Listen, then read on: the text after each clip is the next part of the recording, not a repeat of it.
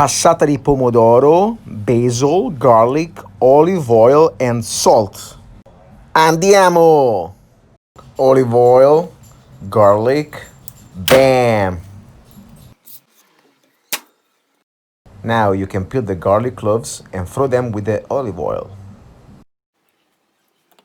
Turn the stove on medium and brown the garlic.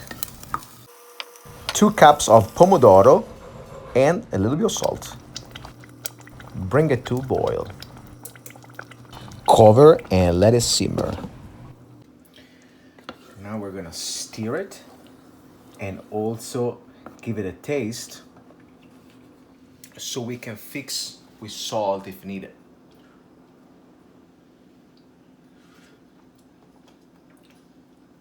Perfect. Now you can turn the heat off and throw the basil. The more, the merrier. Fresh basil.